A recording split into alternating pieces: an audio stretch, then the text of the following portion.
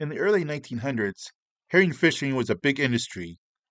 It was a migratory occupation as the fishermen, women who picked and barreled the fish, and the coopers who made the barrels and often oversaw the packing, followed the shoals of fish. Following the herring, often referred to as the silver darlings, meant around September at least 7,000 men sailed from ports as far north as Lerwick in Shetland, and some 3,000 women would take special trains from the north of Scotland down to the south of England, following the shoals of fish. 1921 turned out to be a very bad year for herring fishing.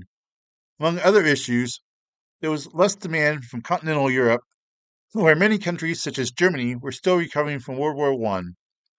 There also appeared to have been fewer fish caught overall, and bad weather that summer. This left many not only struggling financially, but also with more free time on their hands. The Scottish fisherfolk also, in general, took the weekends off, making sure especially not to sail out on Sunday, mostly out of tradition.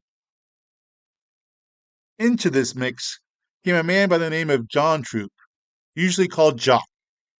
Jock was a cooper by trade, responsible for making the wooden barrels used for packing the fish. Jock was a big man, known for his strength, big hands that could easily hold a football or soccer ball in one hand, and a fine voice that could carry a great distance. Some recalled hearing him from over a mile away. During World War I, Jock served in the Royal Naval Patrol Service and was stationed in Dublin, Ireland. While in Dublin, he came to know Mr. and Mrs. West, who ran the local YMCA.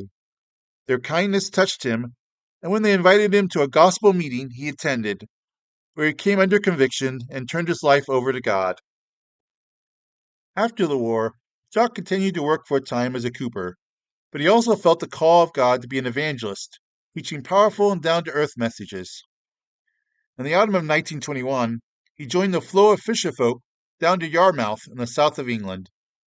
The area was already experiencing a revival as the Reverend Douglas Brown and other Christian workers preached and taught to the crowds. When he arrived in Yarmouth, Jock began to hold open-air meetings, and on one powerful night in October, hundreds were convicted of sin and turned to God. As the fishermen began to return to their homes in the north, they took with them an excitement for Christianity and helped bring renewal and even revival in various communities up and down the East Coast, bringing a very noticeable change spiritually, morally, and culturally to many towns and villages, especially on the east coast of Scotland. If you're interested in what became known as the Fisherman's Revival, there are various books and much better videos about it. My intention is just to make a short, informative introduction to it. One incident, perhaps the most famous involving Jock Troup, I do want to share about. Several books record that while in Yarmouth, Jock had a vision of a man from Fraserburgh in the north of Scotland, asking God to send Jock to the town. Jock got aboard a train and set off north. When he arrived in the town, he began to preach in the town square. A large crowd gathered, but as it began to rain, they suggested to Jock that he continue in the nearby Baptist church, if it could be made available to him. As the crowd moved towards the church, they were met by the pastor and the elders of the church, who were just leaving from a very special meeting in which they had met to decide and to write a letter asking Jock to come to their town to preach. Among the elders, there was a man Jock recognized from his vision.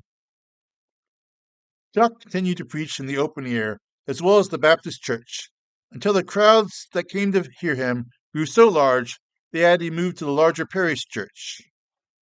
Just like in many other fishing villages and towns in this area, during this time, many lives were changed.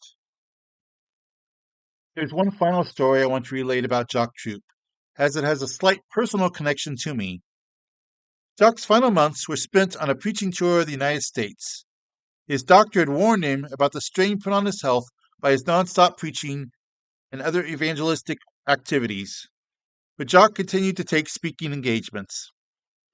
On Easter Sunday, the 18th of April, 1954, he was scheduled to begin a series of messages at Knox Presbytery Church in Spokane, Washington, a church that I had the privilege of preaching at a few years ago.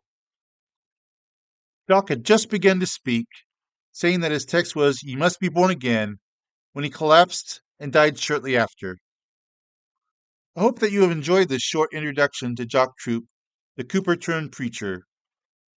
Until next time, goodbye.